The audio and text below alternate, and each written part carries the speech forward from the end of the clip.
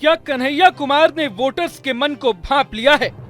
क्या नीतीश कुमार पर हमला बोलकर कन्हैया ने अपनी जीत पक्की कर ली है? आखिर ऐसा क्यों कहा जा रहा है कि कन्हैया के इस दांव ने बीजेपी के मनोज तिवारी को उत्तर पूर्वी दिल्ली की रेस में काफी पीछे छोड़ दिया है? और सबसे बड़ा सवाल तो ये है कि दिल्ली से चुनाव लड़ रहे कन्हैया ने बिहार के सीएम नीतीश कुमार को निशाने पर लेकर भारी मतों से विजय का रास्ता कैसे क्लियर कर लिया है। लोकसभा चुनाव अब चौथे राउंड में प्रवेश कर चुका है। चौथे फेज के दौरान उत्तर पूर्वी दिल्ली सीट से कांग्रेस कैंडिडेट कन्हैया कुमार भी वोट डालने के लिए अपने घर बेगूसराय पहुंचे हुए थे। लेकिन इस दौरान जब कन्हैया का मीडिया से आमना सामना हुआ तो उन्होंने बिहार के सीएम नीतीश कुमार पर जमकर निशाना साधा। यही नहीं, कन्हैया ने एक एक करके नीतीश कुमार की खूब कमियां गिनाई। साथ ही बिहार की दुर्गति के लिए नीतीश कुमार को जिम्मेदार भी ठहराया। लेकिन दिल्ली से चुनाव लड़ रहे कन्हैया अचानक नीतीश कुमार पर क्यों बिफर पड़े, ये सवाल आपके मन में जरूर उठ रहा होगा। तो आपको बता दें कि नीतीश पर कन्हैया का ये अटैक महज इत्तेफाक नहीं है, बल्कि एक सोची समझी रणनीति है जो कांग्रेस पार्टी ने दिल्ली फतह के लिए तैयार की है। कांग्रेस की स्ट्रैटेजी पर बात करेंगे, उससे पहले कन्हैया कुमार का पूरा बयान जरूर सुन लीजिए। कमिटमेंट था ना बिहार को विशेष राज्य का दर्जा देने का, क्या हुआ उस कमिटमेंट का? स्मार्ट सिटीज का क्या हुआ? जो सांसद गांव अच्छा, आप लोगों को याद होगा कि सांसद लोग गांव गोद लिए थे। तो मेरा आपसे आग्रह है, एक बार इस देश के लोकतंत्र के लिए, लोगों के लिए एक बार उन गांवों को जाकर के दिखा दीजिए कि जो गांव ये लोग गोद लिए थे विकास के नाम पर, वो विकास गोद में ही है कि जो है पैदल चलने लगा है, अपने पैर पे खड़ा हो गया। जरा दिखाइए ना उन गाँवों को। सारे सांसदों ने जो है गाँव गोद लिए थे।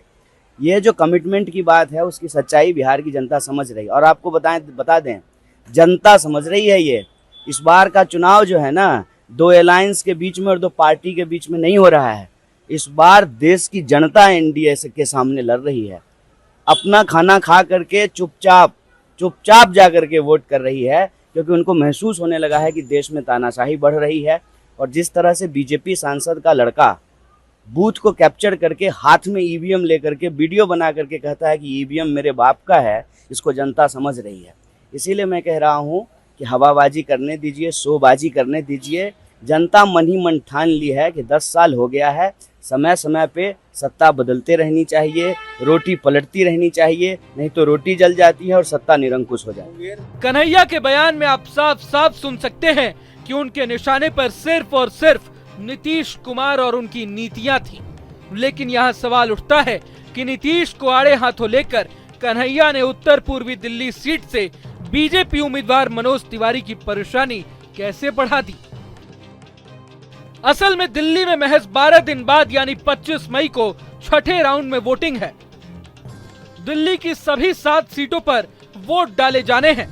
लेकिन उत्तर पूर्वी दिल्ली सीट का समीकरण बाकी सभी सीटों से थोड़ा अलग है। इस सीट पर पूर्वांचली वोटर्स निर्णायक भूमिका में होते हैं। चूंकि north east Delhi seat UP के सीमा से सटी हुई है, इसलिए यहाँ बिहार के लोग भी अच्छे खासे तादाद में रहते हैं। पॉलिटिकल एक्सपर्ट्स का मानना है कि इन बिहारी वोटर्स के लिए जितने अहम स्थानीय मुद्दे हैं, उससे कहीं ज्यादा जरूरी बिहार के मसले हैं। चूंकि पिछले 2 दशक से नीतीश कुमार बिहार के सीएम हैं, इसलिए पॉलिटिकल एक्सपर्ट्स का मानना है कि उत्तर पूर्वी दिल्ली सीट पर नीतीश सरकार के खिलाफ एंटी इनकम्बेंसी फैक्टर काफी हावी है, जो दिल्ली के लोकसभा चुनाव में असरदार साबित हो सकता है। ऐसे मतदाताओं की बात करें तो कोई पैसे कमाने के लिए बिहार से पलायन करके दिल्ली में गुजर बसर करने को मजबूर है, तो कोई बिहार में रोजगार न होने के चलते राज्य के बाहर जाने पर बाध्य है। ये बात लाजमी है कि इन वोटर्स के मन में सबसे ज्यादा रोष बिहार के सीएम के प्रति ही होगा। यही नहीं, पिछले 2 बार से बीजेपी के मनोज तिवारी इन्हीं बिहारी वोटर्स के इस नब्ज को पकड़कर जीतते आ रहे हैं। मगर अब समय बदल चुका है। कांग्रेस का मानना है कि अगर इस सीट पर बिहारी वोटर्स के मन में उतर गए तो जीत पक्की है। यही वजह है कि कन्हैया अपनी सभाओं में भी केंद्र सरकार के साथ साथ नीतीश कुमार पर भी लगातार हमला बोल रहे हैं। हालांकि दूसरी तरफ बीजेपी के मनोज तिवारी अपनी दावेदारी को लेकर काफी कॉन्फिडेंट हैं।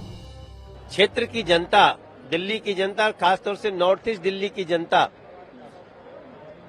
ऐसे लोगों को कड़ा जवाब देने वाली है।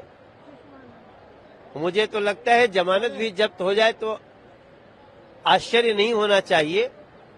बहरहाल चुनाव है, हम किसी लड़ाई को कमजोर नहीं समझते हैं, लेकिन प्रवीण राणा की बातों को जो सुनेगा, जो दिनेश प्रताप जी की बातों को सुनेगा, उसको समझ में आ जाएगा कि अब नरेंद्र मोदी जी के सामने कन्हैया कुमार जैसे टुकड़े टुकड़े गैंग के लोगों को लाने वालों का परिणाम क्या होगा। लेकिन मनोज तिवारी का ये आत्मविश्वास उन्हें जीत दिला सकेगा या नहीं, ये तो वक्त ही बताएगा।